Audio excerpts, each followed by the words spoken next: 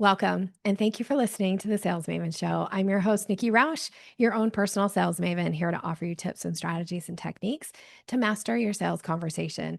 Today, we're going to talk about the consultant culture that's really getting in the way. And it's this idea of why your expertise is not selling itself. There is a belief sometimes that being good is enough, but being good is not the same as being chosen when you are wanting to earn somebody's business. And this idea of like, I'm really good at what I do, therefore, of course, people are going to hire me is really sabotaging your revenue by clinging to this, what I'm going to consider an outdated belief. So, give me a few moments here to check in with you to see if this resonates at all. Okay? Think about how you show up in your conversations with prospective clients. You know, like you're showing up from this place of like, you're smart. You know that you're deeply knowledgeable about your expertise. And if you are one of those people who thinks like my work should speak for itself, I get it. It makes sense. And there's nothing wrong with that belief. It's just not going to help you close business. If that is an attitude that is coming into the conversation, it's not going to help. And then what happens is your sales feel very inconsistent, right? And when sales are inconsistent, you become exhausted.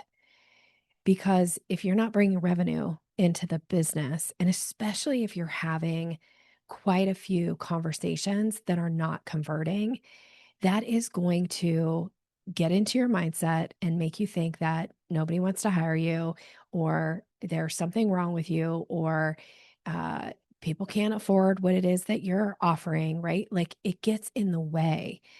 And so we got to get that stuff out. And so this is what this episode is for, is to maybe bring some awareness if there's some part of you that's like, yeah, maybe that's me a little bit. So what do I do different? So we're going to talk about that too, of course.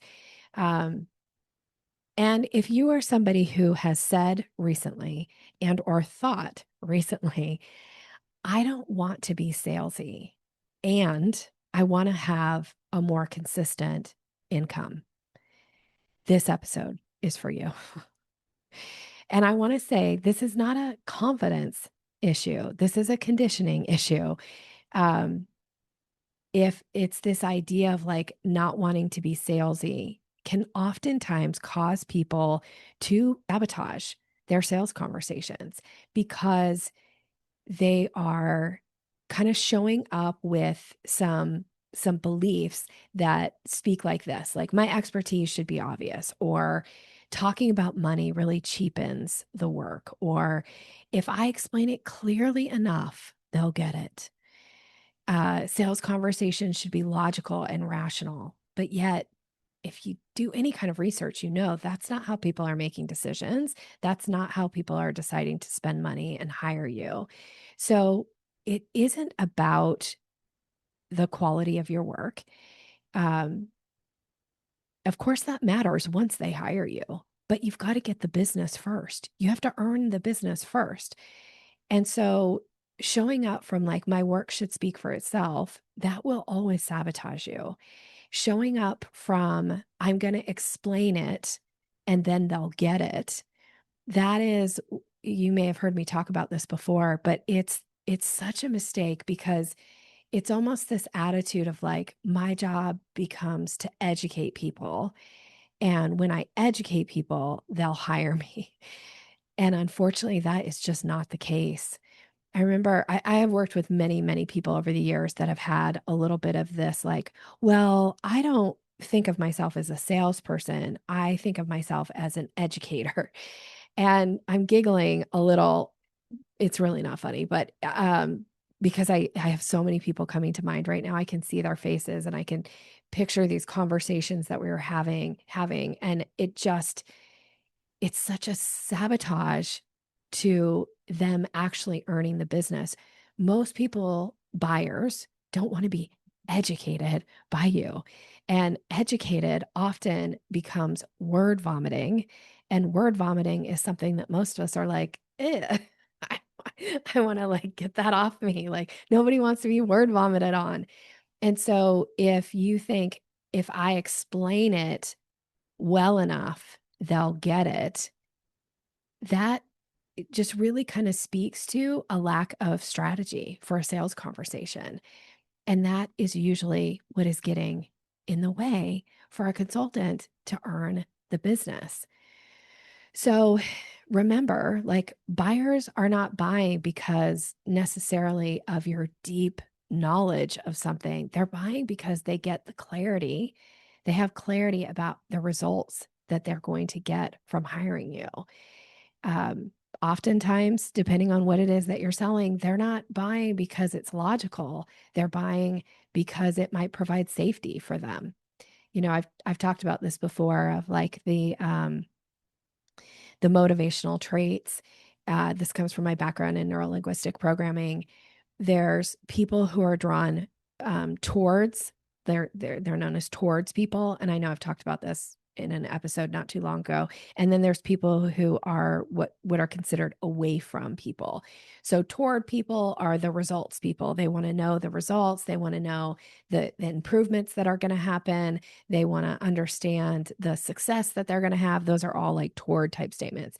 And then the people who are looking for safety oftentimes are the people who are the away from strategies, motivators.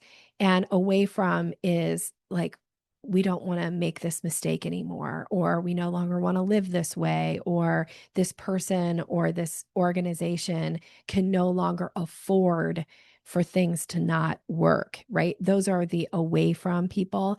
And so this is why this is so important to understand this in sales conversations, to be able to pick it up, one, in the way that people are speaking to you, be aware of it, but also to make sure that when you are in a sales conversation, that you are addressing the toward and the away from motivators. And so when you're talking about benefits, these are the things that help provide clarity in a selling conversation for somebody where they start to go. And by the way, I just want to also speak to this, that some people are like it's on a spectrum, right? So some people are way over on the toward side, some people are way over on the away from side, and then there's people who kind of fall in the middle. And if you don't know how to identify clearly from somebody's language, or it's not obvious from the way that they're speaking, and when I'm saying somebody, I mean your prospective client in this moment, if it's not really obvious, if they're using a lot of toward language or if they're using a lot of away from language, this is why you need to be able to speak to both types when you're talking about the benefits that the client's going to receive when they work with you, because it allows for you to kind of broaden the perspective of what somebody's going to get. And so you're more likely to touch on things that are important to them, whether they're toward or away from or somewhere in the middle. This is why being able to do this in a conversation is actually more important than you finding yourself in a sales conversation trying to really lean in and talk about all the things you've accomplished in your career, or your deep knowledge base, or your expertise in something, and then being frustrated because that isn't selling you as the consultant. Um, because you're not speaking to the heart of the matter of the buyer and what's important to them. It, uh, it's not that your expertise doesn't matter, but when it really matters is when you're delivering, right? When you're showing up, but you've got to earn the business first. And this is something that I think in the consultant culture that I'm finding working with so many consultants, that they just are not aware of it, or they're not paying attention to it, and then they're finding themselves being very frustrated. So again, this is why I'm doing this episode, and just to help you think from this standpoint of getting yourself out of these self-sabotaging loops that, you know, loops are something that are easy to get into and really hard to get out of. But if it's time, if things are not working, if things are not firing, if you're having sales conversations with prospective clients and you're not being the person who is chosen, then it is time to take a step back and really look at your process, really look at how things are working, how you are showing up in that conversation, and asking yourself, is it time to be more strategic? So, a few other things that kind of came up when I was thinking about this episode is this idea of oftentimes some of the really big sabotage behaviors in sales conversations that cause people to not hire you include giving away the solution, like outlining the full solution before the person or the organization has agreed to hire you. They might ask for that, but it doesn't mean that you have to give that in the conversation. I had this recently where somebody was asking me to give very specific feedback, wanting to understand, you know, the type of deliverables that they were going to get once they hired me for a pretty significant program. Um, and I had to really take a step back because, yes, I could absolutely outline that for them, but that's something that happens once somebody has agreed to hire me and they have paid me money. That's when I start outlining here are the things that we need to fix, and this is how we're going to fix them. I can tell you in a sales conversation the things that we can work on, the things that we'll address, but I'm never giving the how in that conversation. And I find that a lot of times consultants do too much of giving the how, and it is so detrimental to the business. The other thing that I find oftentimes with consultants, especially when they're working like the B2B type business, is they position themselves as an option because they assume that the person that they're talking to is going to be talking to other uh, people about, doing this work. And that may be the case. And that should be a question. Frankly, you should know that through the discovery process, you should get that information. And there's ways to ask that question to uncover that information. But you don't want to position yourself as just an option. You really have to take the lead and position yourself as the solution, not just one of the options. That's so important in the selling conversation. And that's really, when I talk about the 5 steps of the selling staircase, um, step 3 is the discovery. This is where you're asking the right questions that get the information that you need to earn the business. And step 4 is the proposal step. And that is where you're laying out the offer. That's really where you're standing in your place of expertise and authority and credibility and speaking from this place of being the solution. And you can really only do that well if you do step 3 well. Like step 4 is it's like you're taking a shot in the dark if you don't have the information that you have to get in the discovery. And again, this is where I'm finding that consultants are kind of dropping the ball and self-sabotaging their ability to earn the business because maybe they're like so excited about earning the business, like the prospect of what this would mean, but they and so they put themselves in this position of wanting to prove their worth in the selling conversation, and that is just such a mistake. I did a training yesterday or a Q&A session for this group, and it was people all around the world, and it was just from the questions that they were asking, it was, again, just so apparent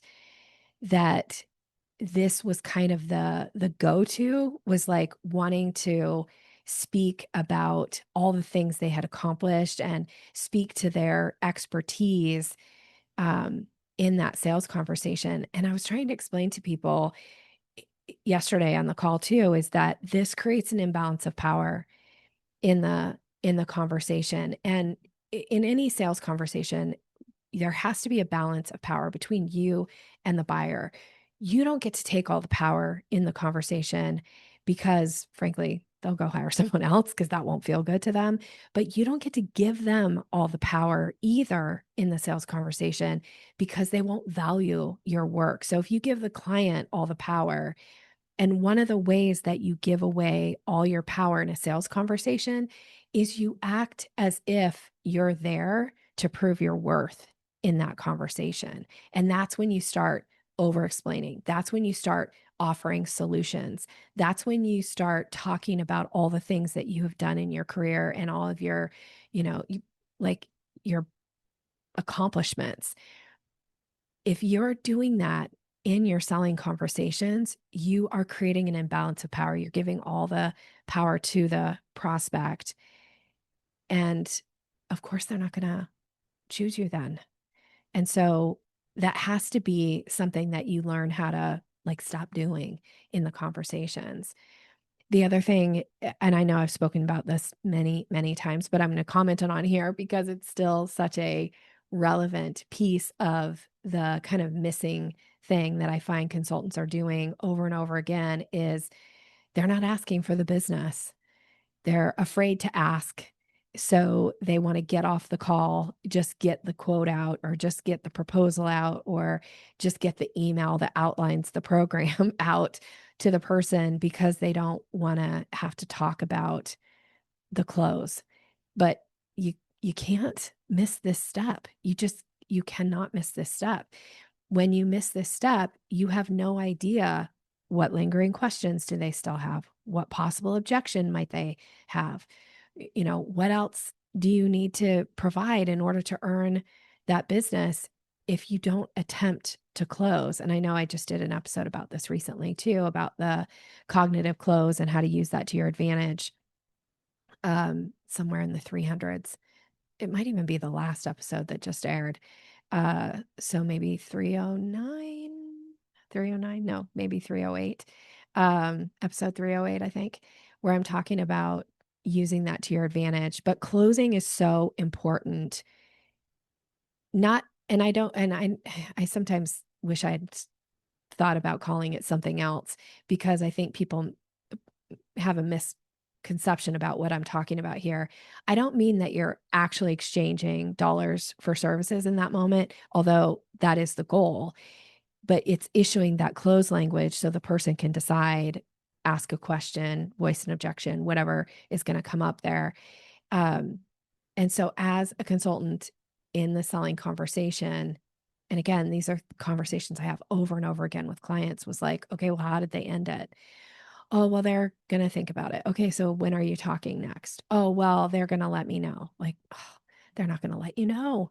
Like, it's your job. It's your job to issue that close language. It's your job to have at least attempted to schedule your circle back call with them if they weren't able to close on the call. Like, those are the things that really make the difference in a sales conversation.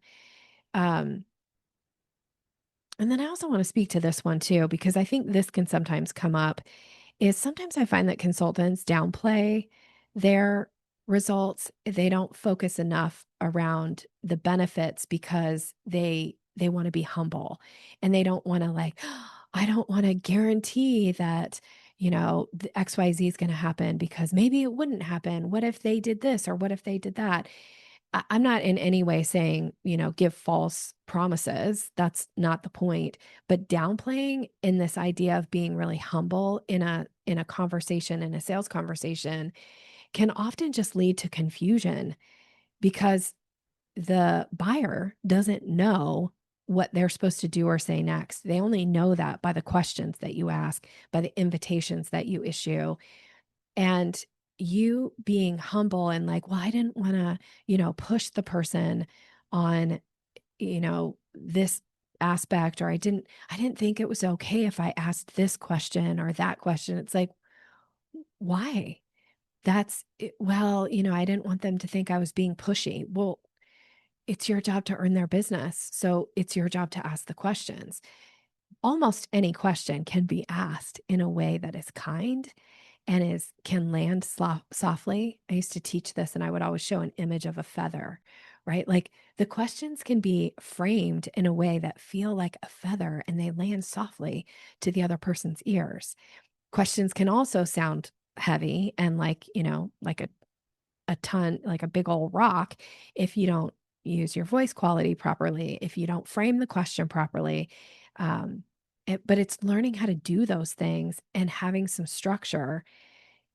And this is why I just cannot say how important it is that you do have a framework that you follow in your sales conversations.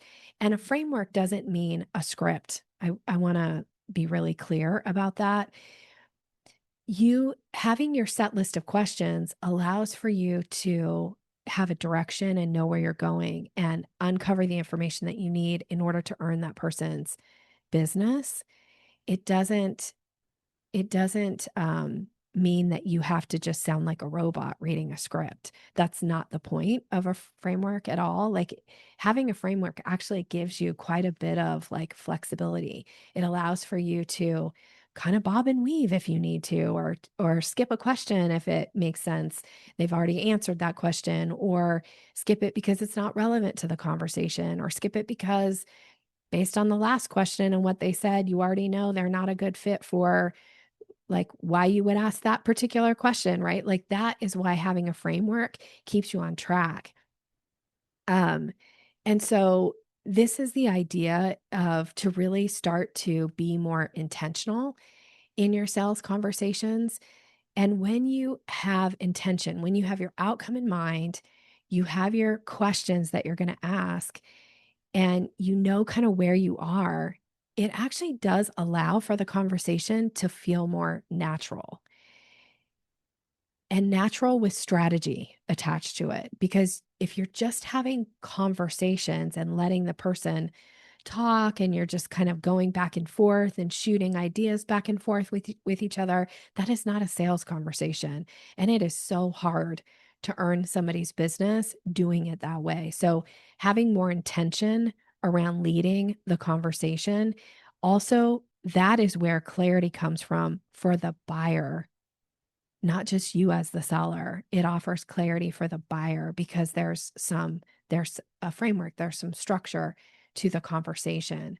And then you're not in this place of like, well, my expertise should just speak for itself, or, my bio or my, resume or all the things I've done should really like speak for itself.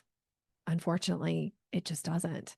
And that's not going to help you earn the business. So, totally time to make some shifts. If this is sounding at all familiar, if you're like, my sales conversations are not really going the way that I want, if you find yourself um, like more in an explaining, like if you're doing more explaining in your conversations, your consultations or your discovery calls, instead of actually moving somebody towards like enrolling them as a client, that's an indicator that the framework isn't quite set yet for you.